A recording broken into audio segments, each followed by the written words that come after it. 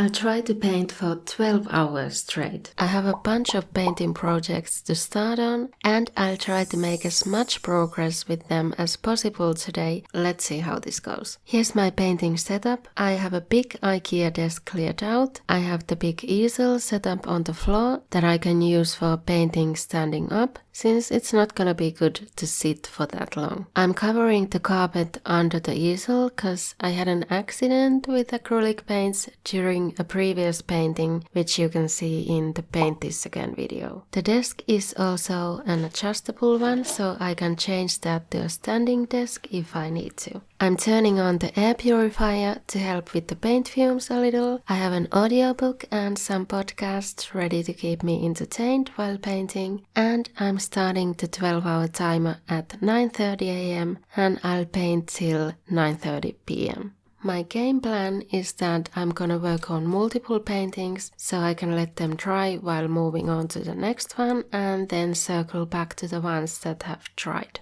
I have a few that I'll start by priming first. First up is this canvas that I actually re-stretched, so this is the back side of the canvas fabric and I need to prime it for painting. I mixed the gesso primer with pink acrylic paint to do the background color at the same time while priming. Some of the paintings I'm working on you will have seen in earlier videos if you watched my channel in the last couple of months, and some are coming up later. If you can see a random kneaded eraser out in the open in the background, never mind it. It's there for an experiment, hopefully for a future video if it works out. And if you can see the state of my wallpaper, also never mind. It's there from a tape malfunction during a previous renovation, and I should take the wallpaper completely off and paint the walls, but I haven't gotten to it yet. The other stuff I'm priming are a paint bucket and a wood piece.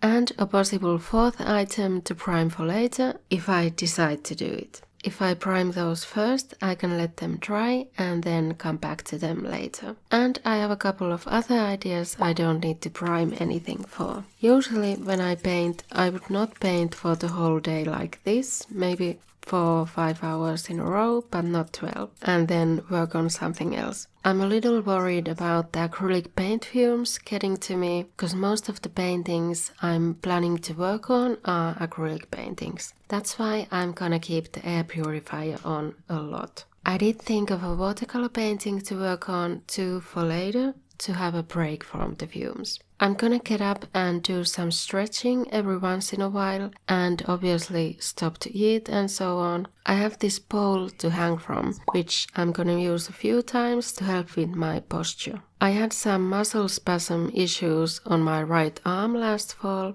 and it started coming back around the time of filming this, so I need to take care of that, and hanging from the pole a few times every day is one of the things that help. I was worried about filling up the phone, so I set it to charge and transferred the files so far. And I'm just gonna film with the camera for the next while. I still have one more thing to prime, but I'm having a slump at this point, but let's do it. The next thing I'm gonna prime is this shoebox. I've decorated shoeboxes before with magazine cuttings and so on to turn them into cute memory boxes or storage boxes, but this one will be painted. So I'll mix the white gesso with blue acrylic paint. Not sure what I'm gonna paint on this one yet though. I have a few ideas. I'm using the little cosmetics jars to keep the paint wet for longer, so it doesn't dry up while I wait for a layer to dry before painting the next one. I did manage to mess up the white desk, but luckily the paint still came off with water. The fumes are starting to get to me now, but just a little more and then I can have a break once I'm at 3 hours for a little exercise and a lunch break. Let's just make sure we have stuff prepared to work on after lunch. For the next one, I'll get out the postcard canvas boards and I'll paint just a simple gradient on 2 of them. No gesso needed for these ones. And I'll put the palette in a plastic bag and into the fridge to keep the paints wet for longer. 9 hours, 30 minutes to go, and I've gotten all of these done so far. I think the wood piece is dry enough, so I'll do a second coat of clear gesso on it. This is for a future video where I'm testing painting on primed and not primed wood.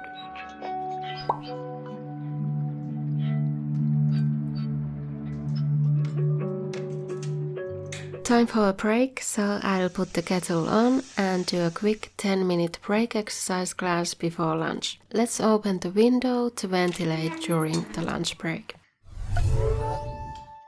I haven't needed the standing easel or desk so far, since I've gotten up a lot anyway to move the camera or rinse the brush or take the primed stuff to dry. I need a wood board for the next painting, but they're all occupied by previous watercolor paintings, so let's peel off the tape from them to free a wood board, and I'm also gonna film and record the tape peeling so I can use it for shorts or a tape peeling compilation video. Next, I'm gonna test out the water brushes I've had waiting in my closet for a few years, because we could do with a fast watercolor painting right now, slouching on the couch after lunch. I thought it would be a great idea to actually try these travel brushes outside, but I was filming this at the end of January and it was pretty snowy and cold outside, but I did actually do it and you'll see it in an upcoming video. The strange thing with these water brushes was that it's almost like the watercolor paper started repelling the paints.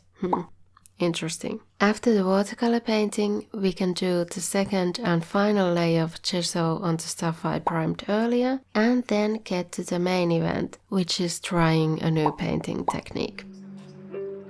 We're now past the halfway mark. Yay!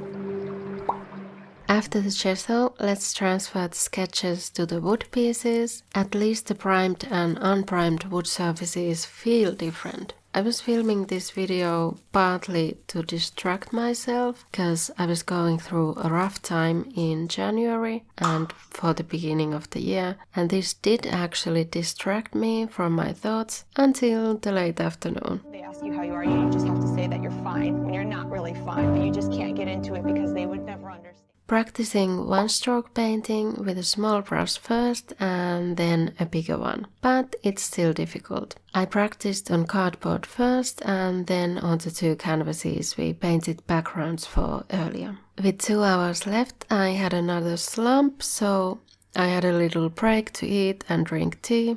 I think what was bothering me with this is not painting for this long, but it's filming this long. Usually, even if I'm painting a large painting, I would film a bit and then paint off camera for a long time and then film another bit of the painting. Today I was moving the cameras, the tripods around all the time, charging batteries, transferring files, trying to find places for the tripod. I actually ended up using the easel for attaching one of the tripods instead of using it for painting. Finding filming angles to not show the marks on my wallpaper from the past renovation. Trying to not show that I use white underwear on my lamps as light diffusers. That's the stuff I got tired from, plus the acrylic paint fumes. If I did this without having to essentially film myself filming myself painting, it would have been easier, and I did have plenty of breaks too. Just realized the brush sizes I have are not consistent between different brands, and I don't have an angle brush for one-stroke painting at all.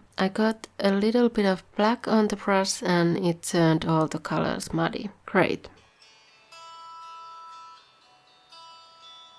Finally finished. If you want to see one of these paintings finished, check out this video next. See you there!